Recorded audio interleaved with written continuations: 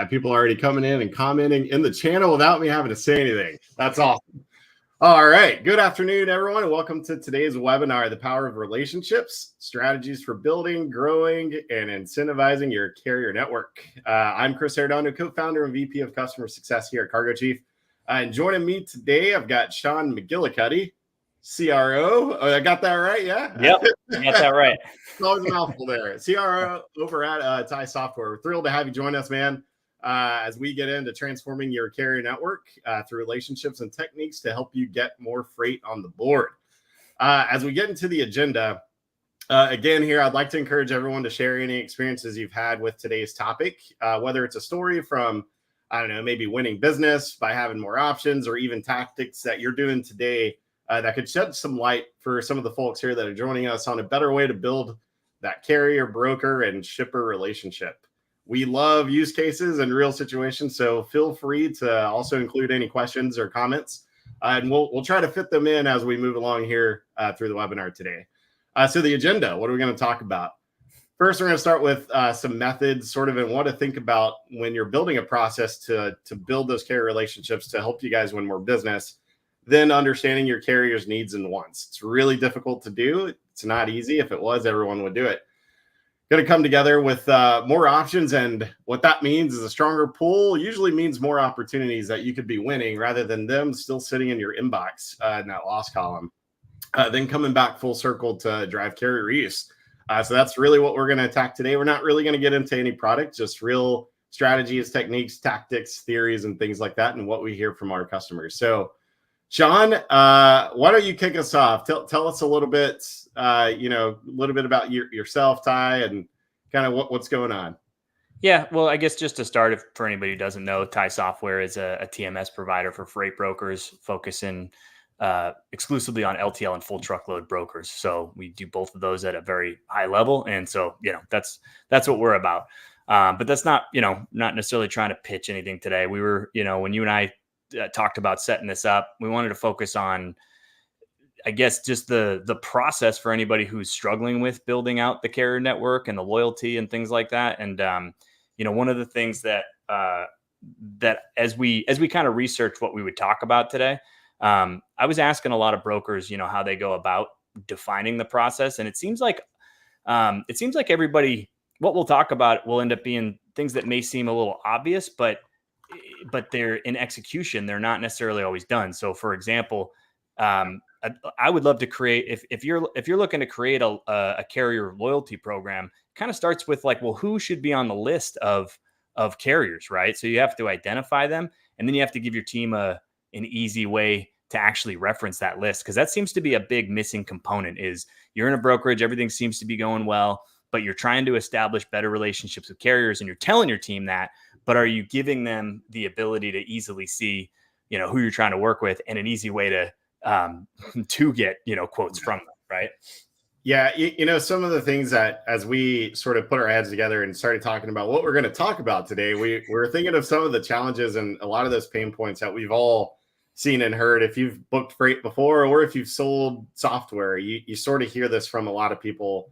One is like, how do they limit load boards? How do they limit that reliance on that? Load boards are great, but it's just the last 45 years or so, it's been that primary channel, and it's really difficult to get out of that transactional world. Then it's sort of like another challenge, finding consistent options. Like how do you use a list to go find those options, then improve your coverage, all coming down to carrier reuse. The big thing that we often hear is like, I'll ask people, what are they doing today, and to tell me about your coverage process, and it's usually this and a lot of this, and it's like, how do you get away from that and make it easy to where we're not just putting an application, putting another piece of software in front of somebody or another list, but really refining and redefining their workflow. I guess, Sean, how does that resonate with what you hear? Yeah, I mean, I think as an industry, we're lucky that the load boards exist, right? When you're just hustling, you're trying to get stuff done, you're developing a new lane with some new clients, it's great that they're there. But I think everybody would agree that like you don't necessarily want the process to be like we post everything on the load boards. And what I see is, unfortunately for a lot of companies, that just is the case. Like it's just kind of the easiest path for for the teams. So if you don't give them the right tools, they're going to do that, right? So what we've been working with companies a lot on, and what information we've been trying to put out is like I said, first identify the list, right? And it may be in multiple representatives' heads, right? But then your mid-level guys don't necessarily have a way to know. I mean, there might be some documentation somewhere, but like make it more uniform. Make it, actually take the time out to go through, who you should be using on each lane. We both obviously have softwares that make this part of it easier, but even if you're not going to use like a software like ours, like find a way to make it easy to see who are your top 5 carriers on every lane that you frequently run. Yeah. And then what should the process look like otherwise? And then you have to make it visible, because too many times I see folks that already know this, right? Like I'm not saying anything that's not pretty obvious, but it's the execution of it that ends up being the failure, because ops managers will tell their carrier reps to do this. But then like you come to them, they're like, hey, why didn't you go to ABC Trucking Company for that when I told you to do that? And you're like, they're like, dude, I got like 10 screens open. I'm just doing the best I can. Like I got the load covered, right? We're making money on it, right? So and at the end of the day, that is what's important. Get it covered, take care of the customer. But if your aim is to build strong relationships with trucking companies, you got to go back to the same ones again and again. So you can say it all day, but if you don't give your team an easy way to identify the carriers you want them with on that lane, what's the rating for that carrier? What do you expect from that carrier? What have you already worked out as an agreement with them? What kind of pricing should we, and then, so if you don't make it easy for them to go to it, I've heard from brokers where they're trying to push their relationships with carriers, and then they'll call carriers that they know that they were trying to develop a relationship with. And they go, well, hey man, we haven't really done much with you. And the trucking company's like, well, dude, I quoted you like 17 times last week and you guys didn't give me a single load. Like I can't keep spinning my wheels over here. And oftentimes the ops manager doesn't even have the visibility to know that that was the case, right? Because it just lived in somebody's inbox. So we don't even know where we're missing opportunities. Yeah. Yeah. And as Sean was talking there, we plugged in a question here. Back in my day, I was blessed to start at Robinson, and we had a bomb TMS, proprietary and whatnot, but I still had a spreadsheet, and that was my process. Like my process was building my spreadsheet. And, to ask everybody here, do you have a process today to help you guys identify what carriers you should be working with? And feel free to elaborate on anything you guys are doing, because there's a lot of different tactics that people use. I mean, yes, spreadsheets are probably that base foundation, but I mean, what? Like you have a spreadsheet, but okay, and somebody told me to go follow up with these carriers, but then what? Like, are you gonna what does that look like after that? So I guess to that point, let's build on top of that with that process and strategy for really carrier expansion and starting that relationship. That's really the first thing to look at is how do you start it and why are you going to do that? Like what's the goal? What's the outcome you're looking for? And then how are you going to get there? It's, it doesn't have to be top notch in the beginning.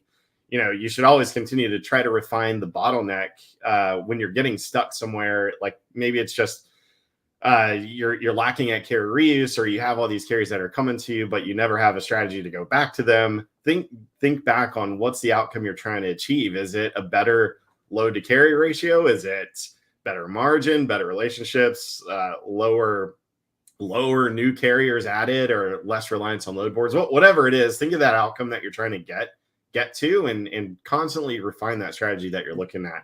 I think the importance, you sort of mentioned this, the importance of relationships have been talked about forever, but it's really only those that are doing something about it that are really seeing those results. Here, at this change of the year at the end of 23, coming into 24, we heard a lot of people trying to use these operational strategies to support their sales growth. And it's like, yes, there's carrier lists and things like that, but try to not think of it as just a task or just something to do to keep me busy to go do something because that's what that manager told me. It's really like, again, coming back to like, what are you going to do with those relationships? Are you going to improve your service, get more freight on the board, whatever it is? So I guess, Sean, to pass it back to you, what are some steps you would say that companies could take to really start building that strong foundation, whether it's a list or what are some other things that they can do to look at the outcome? Yeah, I mean, if you have an easy way to like, so we already talked about identifying, right? So you identify the carriers, you know who your favorites are, right? So then if you have an easy way to make sure that you know when they were quoting, when they quoted you and when you booked with them, right? So you should pay attention to that. And, you know, your ratio between how often they're sending you a quote versus how many you actually book with them, right? And I know there's several softwares that make this a lot easier, but at its base, like that's a stat you should be looking at, because if you say you're trying to build a relationship with a carrier and they're quoting you and you're only booking a small percentage with them, it may be because their price is too high, right? Maybe you're getting better pricing and you have 5 carriers that you like working with on that lane. But to me, I think if you want to build good relationships, you owe them a phone call and let them know why. Like, hey, we're only booking about 20% of the time with you when you quote us, but it's because you're X percent higher, and I think you need that visibility, because if it's relationships we're looking for, which I think is smart, then the data helps you have an honest conversation about why. And I think in a partnership, in a true partnership, you should be able to be that transparent, right? Like, this is why we're not booking with you right now. We want to do more with you, but is there any way we can work out because I'm only going to be able to give you about 20% of these, like, continuously, which, if that's okay with you, okay. Like, I want to maintain a good relationship with you. Right. Yeah. Some of the things that, we have a common customer here, Concept, they use, they're on tie, and great customer for us too. One of the things that we had in our automation layer was sort of like timestamps. So it's looking at, you're sort of talking about like capturing data in one place to be able to act on it. And yes, rates and lanes and things like that. But also, when you think of traditionally, what people will do is they'll call a carrier, or they'll send them an email.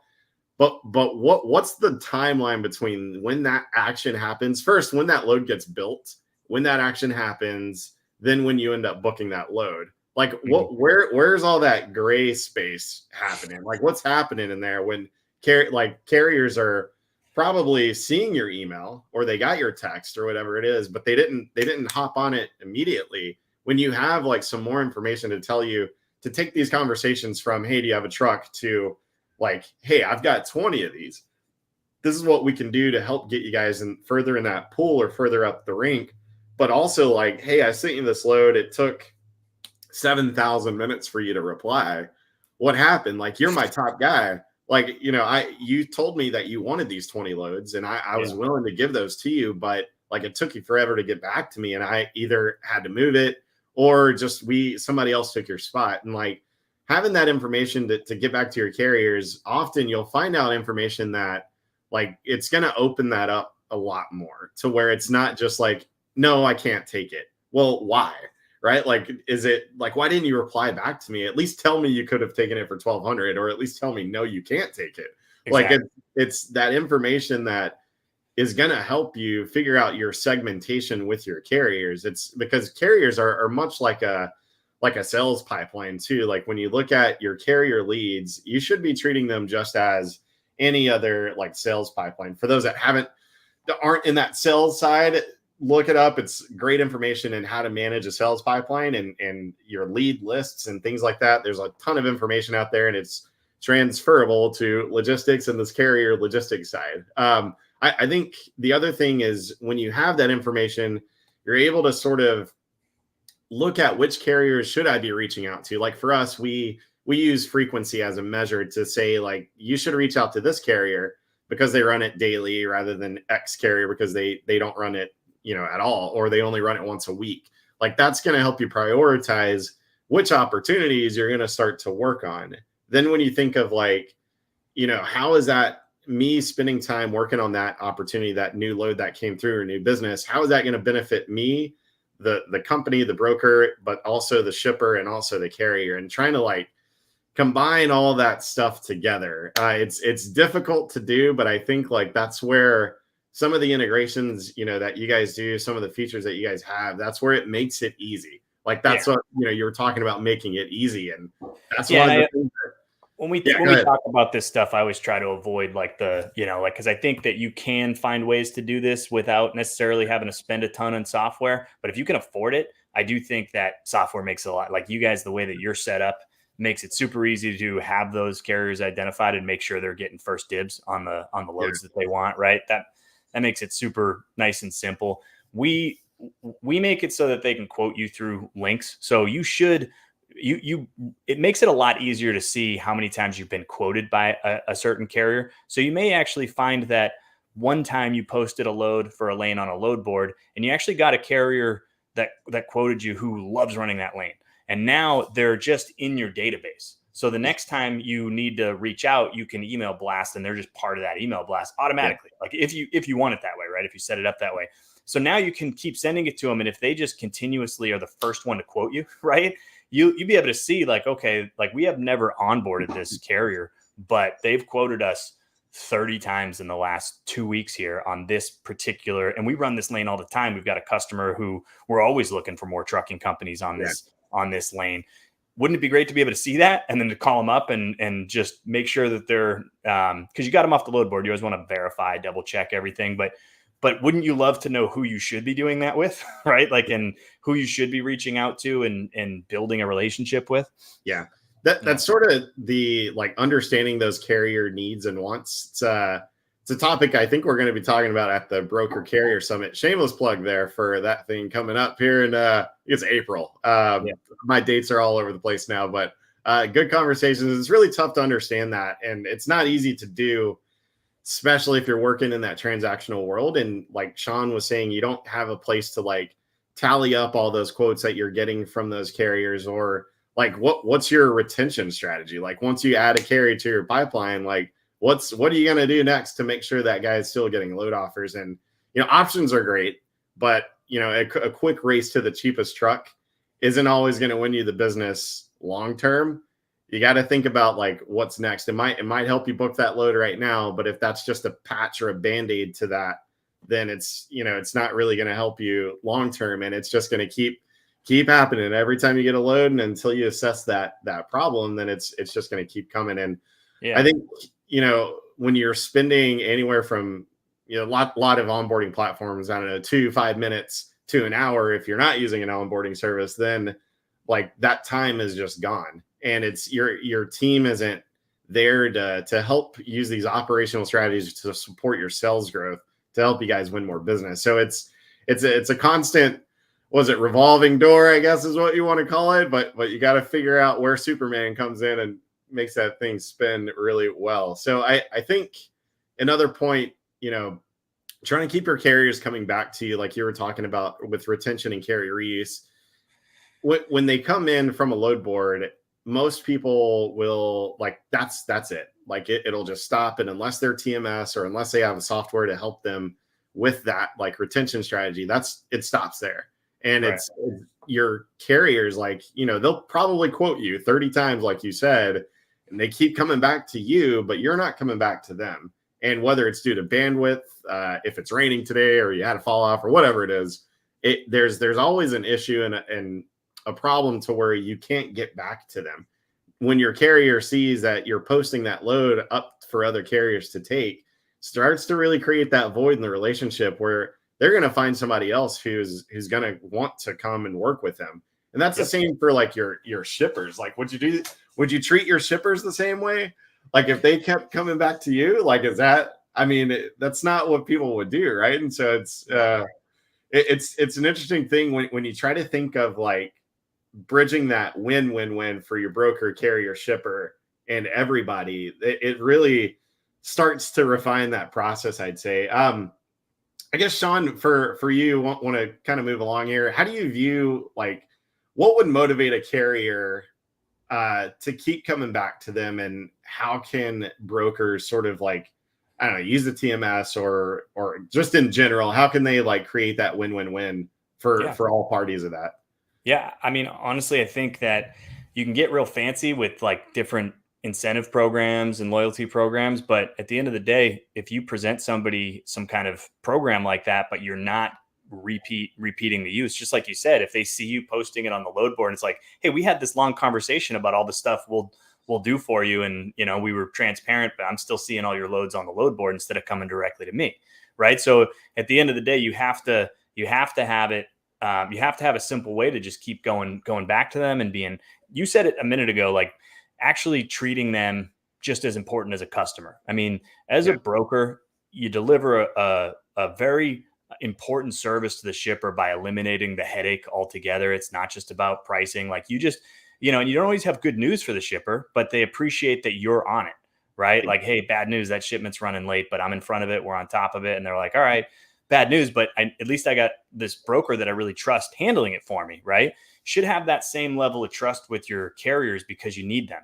You can't really provide a great service if you don't have go-to carriers for the lanes that you're running most frequently. So I think you can do things like I've seen all kinds of stuff. Like if you accept our tracking, you get a bump, right?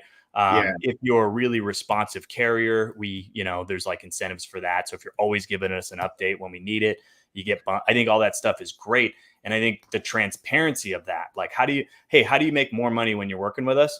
Follow all these like very point blank, like this is really what we need. And if you're willing to do that, and some brokers will go so far as to say, like, if you're not letting us track, we won't work with you at all.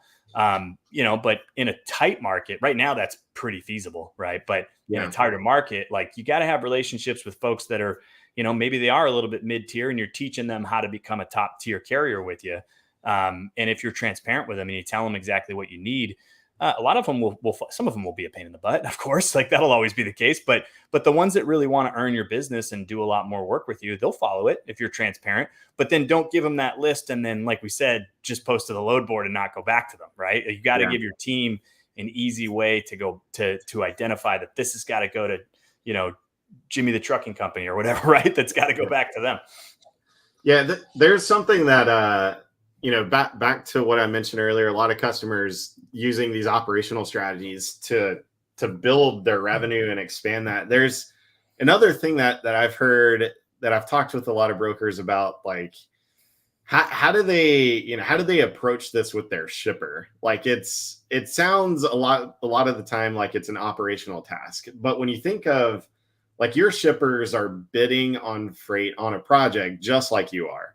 Like they're not just going to open the doors, ship one load and close. Like it's not what happens. So that oftentimes, like whether or not they're in charge of the consignee location or whatever, how long that project length is, there's freight going to and fro all the time. And even after that, like, especially in that flatbed world, I remember doing this, like we would have like, I think it was like Stone or something. And we would give them a rate and they'd have to send the raw materials to like a college or university. And it was a bid that they had to win before they could actually like give us the business as a broker. So it was like, when we went to them with $4,000, they had to, take that transportation cost into perspective to go and try to win the business. So they would quote, I don't know, $7,000 or whatever it would be on top of the raw materials and stuff. So it's like when you're going to them, let's say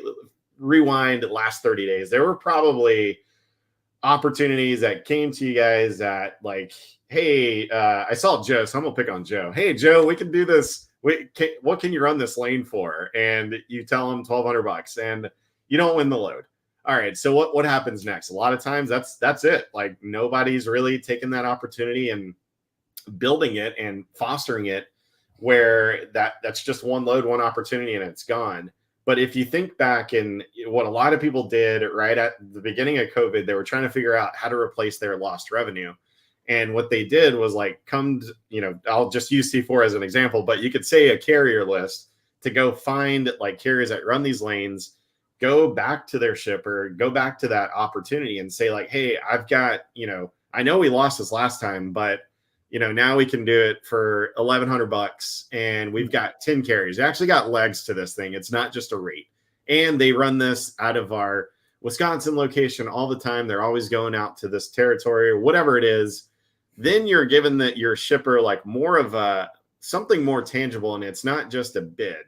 Like it's not just a rate to go win something. Because brokers do this. I mean, if it was let's say a tier 1 customer, like how much time and effort would you put into that customer, your marquee customer? What about your other ones? Like, why not do that same level of effort? Because you never know how many shipments that could come to. A lot of times it's like getting your foot in the door, but if you can't get there and you're not helping them realize the value that you bring, then they're just going to lose the business and move on to the next next Right. broker. And a lot of brokers are like, hey, just give me a chance, give me a chance. And I'll talk to them and say, all right, well, what are you doing to make that chance, like increasing that probability of that chance, right? And it's like nothing really. We're just giving them another rate. And okay, well, let's try It's not to. a differentiator. I mean, that's not the value, obviously, that if you talk to a lot of brokers, like they don't want to just be seen as like a broker, a rate for like when you need freight moved, right? They want to be seen as like, we provide a full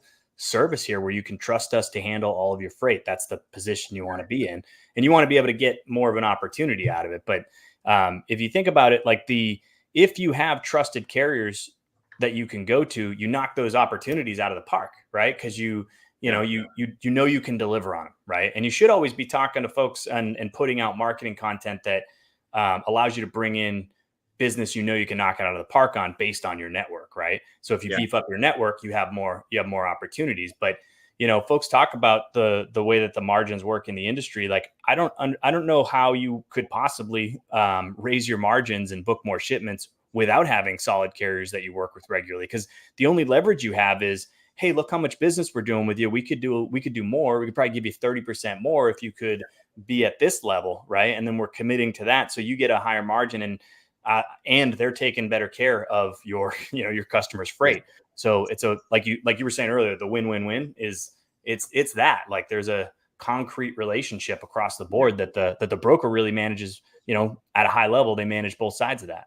Yeah. So let's take move along and say we have a process now, and we figured out like what motivation levers we need to pull for those carriers. What's next? And I think when you think about those first two building blocks, now you can really start to combine process with that motivation to really start winning more business. It's, this is where those integrations with powerful TMS like you guys comes into play to get this over the finish line. Because we've done a lot of I'd say panel discussions and webinars on like how to break the plateau. Like how do you, like you say you're doing 2,000 loads a month, your goal is to double in revenue. Like what are you going to do differently to get over that? Is it the same hustling and cold calling? Probably. If that's what your strategy is, then okay, that's fine. But there's a better way to book freight, and it doesn't just have to be like what it has been. So when you're refining your process, thinking about like that carrier first, that carrier centric,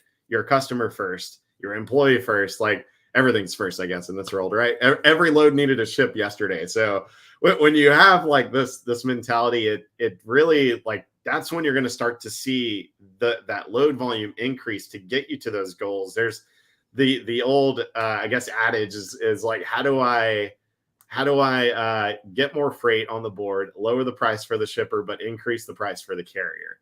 And that's where it comes to like the techniques, the software that you're adding, the time it takes to go do that stuff, like your cost per load. If you don't know what your cost per load is, a great exercise to look at. I know I've talked about it with a lot of our customers to figure out what their indirect cost per load is and your direct cost per load. Something you really need to look at, because if your margin is $200 on a load and your cost per load is 201, you're actually losing $1 every time you book a load. So it's thinking about some of those techniques that comes into play to help you scale your business. So I guess to pass back to you, Sean, what are some techniques that you've heard, I guess, from TIE users or that TIE itself can deliver to really help boost sales and that service level?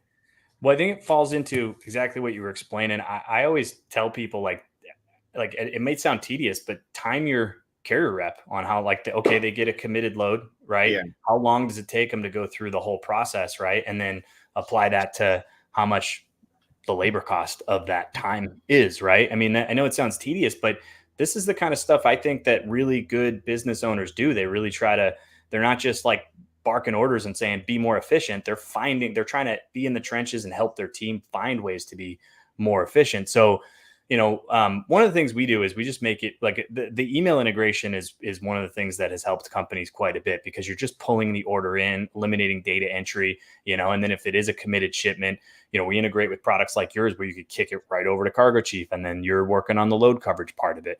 But even if you do need to go a level deeper, the email integration works both ways, for the, pushing email blasts out to the carriers and making it easy for them to quote you on it. So it's super easy in Tie. And if you don't I don't want this to become a Tie sales pitch, but it's super easy in Tie to see who your top 5 carriers are on that lane, because they're starred and there's a rating system for them. So like there is opportunity. You can be really clear with the carriers about, like, if you want to work your way up the ranking, this is what we look for. This is how we rate carriers. So now all of a sudden, if you're a 5-star carrier giving me a good rate, then it's an immediate.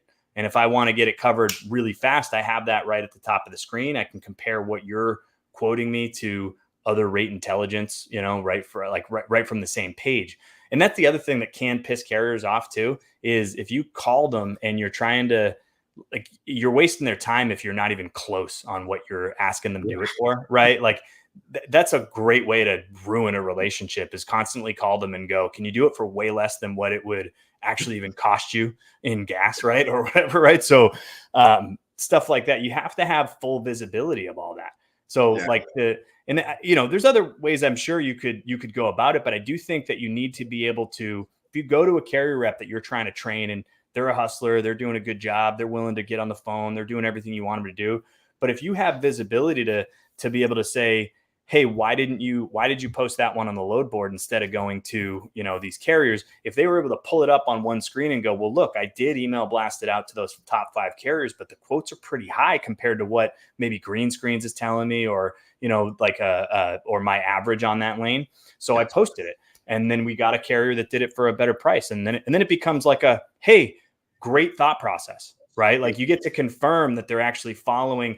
But if you give a carrier rep a stressful environment, like it's a stressful job, So if you make it so they gotta go to like 4 different websites, and and they gotta be in their email, and then they gotta be doing all the data entry, and you walk up to them and go, hey, why did you post that on the load board? You're gonna get a lot of you're just stressing them out more, because you didn't give them an easy way to do what you wanted them to do.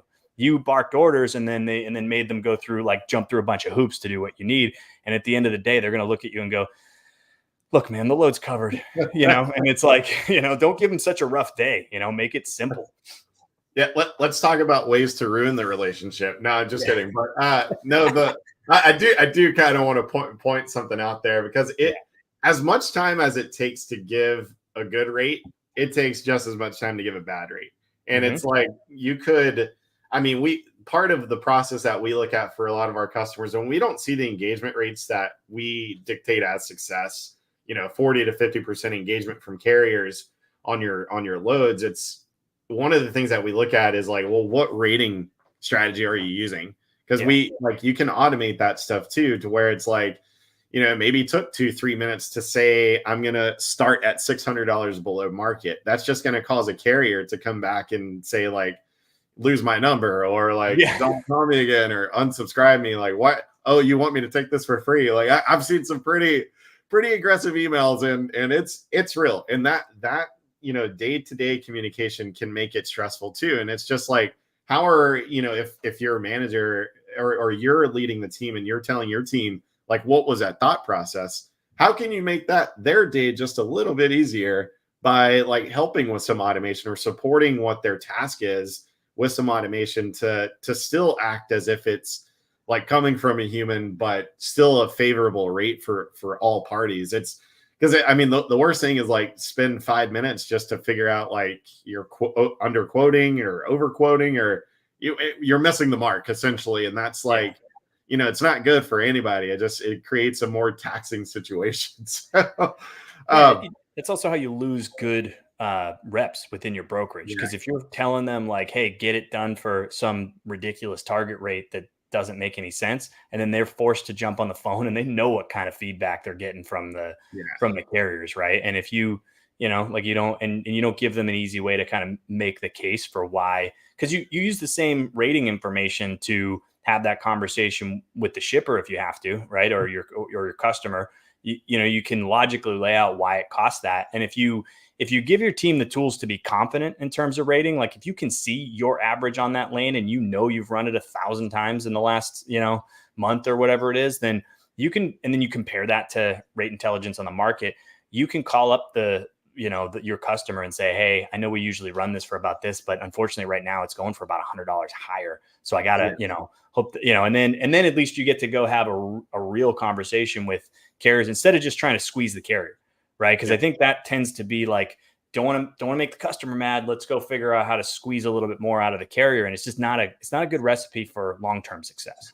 Yeah. And even like I've seen some pretty creative strategies here in the last couple of years. I truthfully, I wish I knew all that stuff when I was booking freight, because it would have made my pocket a lot happier, I would say. But one of those things is like, how do you come back to a shipper? Like I've seen some people, they'll group their carriers, and this sort of wraps up this conversation, how to keep carriers coming back to drive that carrier use. And Tony, I see your question there. So it sort of is addressing that. He asked if we can talk about how to build your carrier pool so when you get loads, you actually have carriers. Yep. Great now, question. Like it, I had a list that I was going to go through, but I'm going to hit that one first because it ties in with this really well. When you keep carriers in rotation and you have we have a feature called Waterfalls that is assigned to our projects that helps you like organize your carriers when you're, going to reach out to them or whatever it is. But when you have like your group one as, maybe it's price, and that range is like $500 to $800. Maybe group two is like $800 to $1,200. Then group three is like all about service, and it's going to be really high price. Like some of those things that when you're going back to your shipper, like giving them the range or an option. Like as long as you've got options, that's the worst thing to have is rather not an option, not having an option, because you're just going to end up turning down the load, which no one can afford to turn down an opportunity these days, or it's going to roll.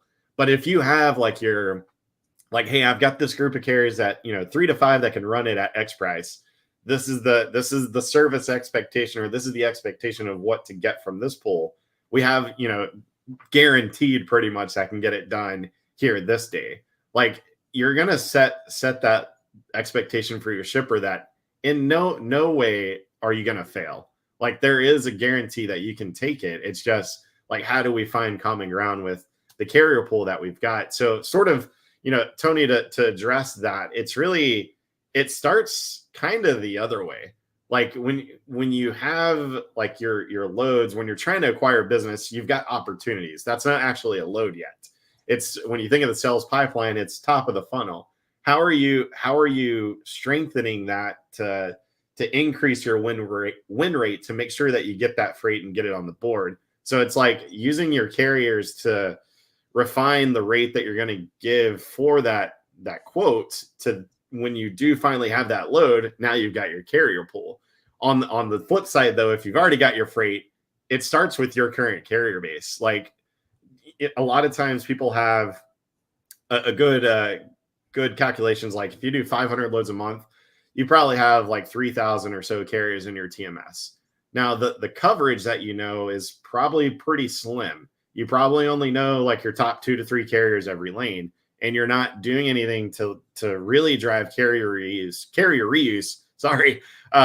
After you actually get that freight on the board. So it's like understanding your carrier footprint today first, which lanes they run, how often are they even a good fit for you in this case and point, then figuring out like, how can I expand beyond that? So it comes down to process, organization, and how can you motivate those carriers to come back to you. Yeah. John, I don't know if you have any comments. Yeah, I do. I think, Tony, just to answer your question specifically, because if you're coming from a place of like, I have nothing, right? And that's where I was saying earlier that we're lucky as an industry that the load boards exist and you can post, right? But when you don't have any network, a couple key tips, I would say it's not that expensive to buy a list of every trucking company that's registered with the FMCSA in the entire country and separate it by state. You probably get that entire list for like $1,000, right? And if you and I'll just use us as an example, but if you were to load that you separate it by state and load it into TIE with at least just their home regions, then when you get a lane that's coming out of that state or whatever, right? Like you could blast out the email from TIE, and then as they all quote you, you're saving that data. Same thing with the load boards. If you have to post to the load boards, it kind of is what it is. Like if it's a new lane for you, or maybe you're a relatively new carrier rep or new broker, you post to the load boards. The mistake is not capturing all of the quotes that you got when you posted, right? Because let's say you post and you get about 10 quotes. Oftentimes, the only one you really know about in terms of your data and your record in your TMS is the one that you actually booked with. So it's a mistake to only capture that one when you had 10 quotes from viable carriers that you could have used. So what you want to be able to do is record all 10 quotes and have an easy way to see that. Because the next time I come back to that lane, what I want to be able to do is email blast those 10 right away. Like, hey, you quoted me last time. I'd love to give you another shot. And then if you start to see consistency, and then do that and post, right? So give those guys a first shot at a second attempt, and then also post and continue to gather all of the data. Now, if you make that hard, though, I don't know how folks like would sift through their entire inbox, and then I don't know how you're going to require your whole team to just like write it on a list. Like, it's going to end up living in somebody's notebook. It's going to be somewhat unorganized, right? So you got to find an easy way to record all that, and that's the repeat use. I think that's the best way to start if you're starting from scratch. Get yourself a list that you can email blast, post to the load boards, but have a way to capture every single quote. If you don't have that, it's going to be really challenging. Yeah, it's like staying in constant communication with those carriers too. If you're not, sort of what we mentioned earlier, it's going to create that void in the relationship, and they're going to go find somebody else who is willing to go do that, or somebody who has the technology to help them with that, because it's very, very time consuming. And I think even when you get a load that hits the board, in my time when I was booking freight, I'd call a guy at 10 a.m. and he was like, Chris, if you just called me at 3 o'clock yesterday, I had a truck for you. But whatever, it doesn't do me any good now, but whatever reason, I didn't get a chance to, and I knew I should have, but had other fires to put out or whatever it was. And if you've got something to help you, reach out to those carriers proactively. That's going to lead to a better and tighter relationship. I think too. Sean, did you have something? Well, I was just going to say, if you like these little personal touch things, right? It's a relationship based business. If you were to, in that scenario I gave you where you get 10 quotes and you end up going with one of them, but you captured the other 10, right? And you have an easy way to see that, you could actually email or set up a process to email those other 9 carriers and let them know, maybe what the price was that you did book it. Like, hey, we appreciate you being willing to quote us. We'll keep you in mind on this lane. Like, those little personal touch things make them want to come back. Like, I mean, you can't underestimate what just showing respect to a carrier will do for your carrier network, because we can incentivize all day, but showing them respect and thanking them and being gracious, and then actually coming back to them with another opportunity and telling them kind of where they need to be, right? That shows a high level of respect for your carrier network. And if you do that, they'll want to work with you. That's just human nature. Yeah, Sean, that's a good point. There was, through my time, I've probably only met like maybe 2 or 3 of my carriers, and I've booked a lot of freight. And like the problem is, like, a lot of the people on the floor don't, they're not at a carrier conference, or there aren't like natural meeting places for them to connect and just have a business conversation. When you think of like that personal touch, there's, one thing we've said before in a couple other sessions in the past, that like one thing that everyone has these days that they didn't before is one of these. And like, how many times does your carrier see you? Like, that's probably often on the phone or an email. Like, just a quick, like, after they deliver that load, whatever, the outcome was, if it was they're late or whatever, just like that small appreciation of like, take a quick video. It's super easy to send. You probably already have their cell phone, and just like, hey man, great job on this load. I really appreciate it. Just wanted to kind of give you a thanks video or something, and send it off 15 seconds. And like, and even if they don't like getting phone calls or whatever, you know what I mean? If they're a little, like, you send them a text that's like, hey, you checked every single box on this load in terms of your responsiveness. Like, I'm going to make sure we record you as a top tier carrier based on this, or I'm going to, whatever you want to, but you just let them know, and it's, I think that goes a long way. Yeah. I used to, wrap up my, calls with like, hey man, I'm here. I'm here. If you ever need anything, drive safe. Like, I'll always be here. And like, that went such a long way that people would stop and like really thank me that I took the 3 seconds to say that. Like it's really incredible how far that can go and how much people get caught up in a transaction, because it's like that's what's going to help you build those relationships. I think, another thing is finding out how they want to book freight. Like, if they love using their phone and their cell phone, you just text them like, hey, can you move 10 loads? I got these coming up. If they like to do that and it's not hard for you, sure, why not? Not every carrier is going to be like that, but if they like, to try to go to, like, if you have a book now board or something and they like to do that, figure out which carriers do, set those aside and work on those with a different strategy. Now you're talking about, like, it's usually going to be like your marquee carriers probably that want that ease of booking, to where it's not, hey, calling me every time you have this load, giving them a way to just click a button to book that load, to get assigned. So now your conversations can shift from, hey, I saw you guys have like 200 trucks, you have like 200 lanes. We can actually start doing like $500,000 in revenue. This is how we can do this together. And it's a lot easier than what we're doing now. So it's the conversation transforms from just that transactional model to,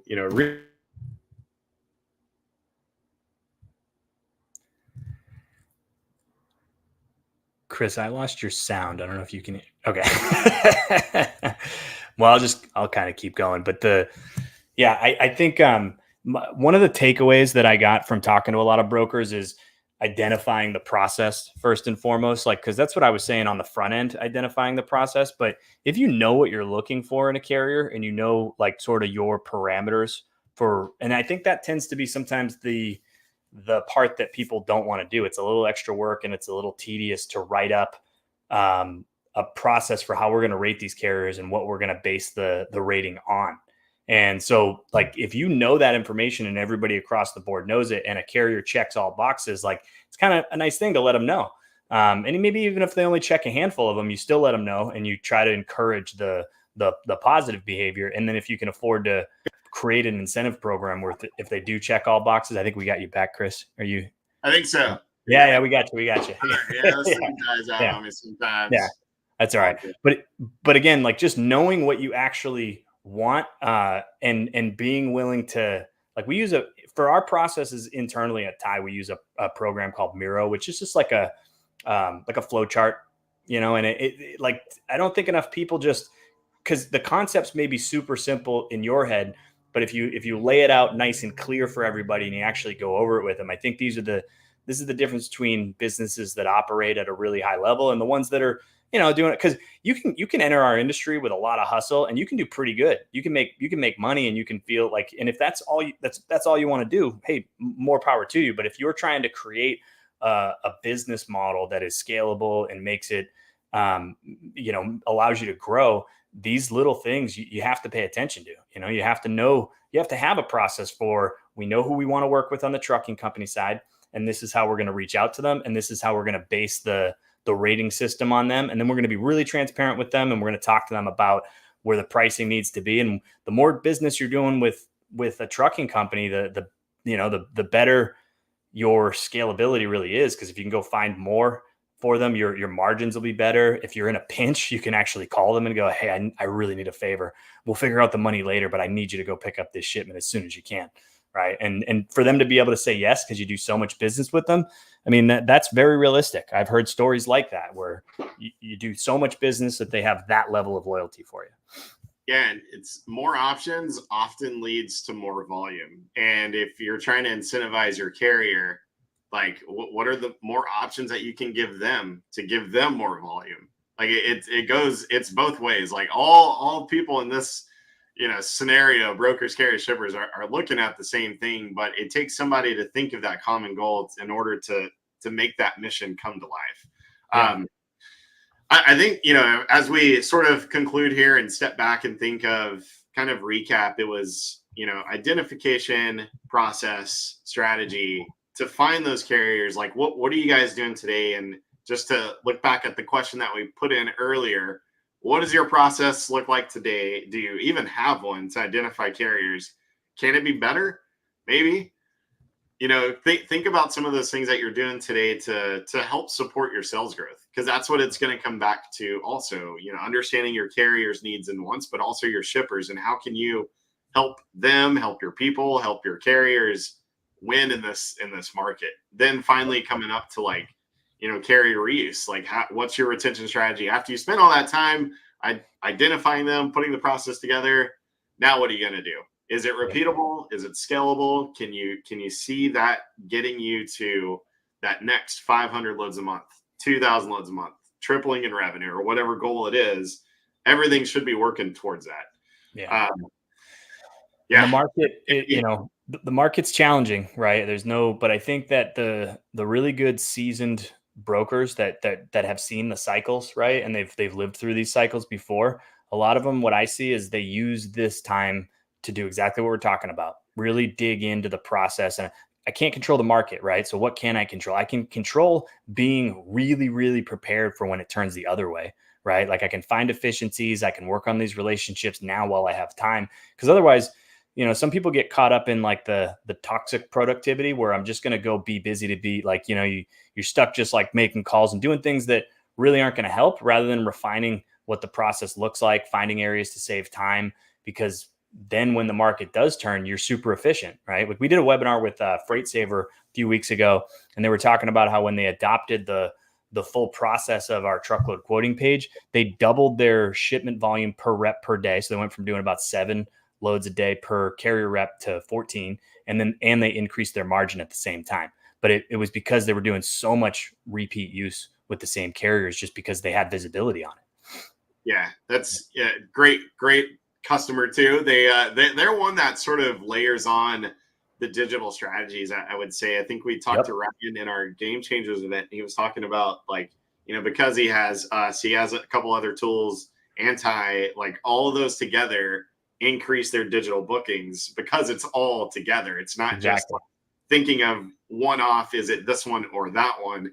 It doesn't have to be a choice. Like whatever your goal is, if it's digital bookings and visibility, then think of it like that, and not just like it's this or the other.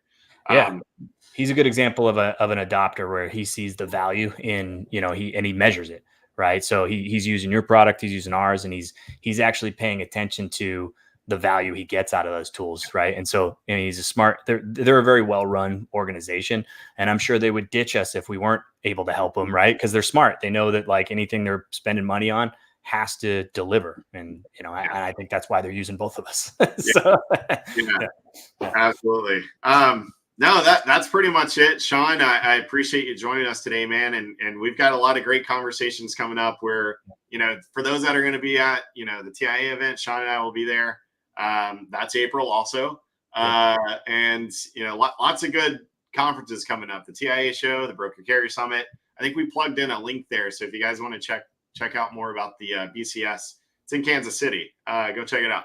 Yep. In Arizona, we actually were doing a happy hour together with Green Screen. So Cargo Chief, Green Screens, and Ty hosting a happy hour while we're there. And I'm sure we'll be all over the place at the show. And that's on the 10th. So that's coming up real quickly here. Yeah. You can't say no to free drinks. So there's that. Now, everyone, I appreciate you guys joining. And if there's a question that you guys want to ask, feel free to reach out to us. Here's a couple of ways you can reach out to us. You can check us out at cargochief.com or go to Ty. Oh man, that text is too small. What's your website? TySoftware.com. There we go. Go check them out if you're looking for a good TMS, a powerful system that can integrate everything together. That's pretty much it, guys. Thank you for joining us, and y'all have a great week.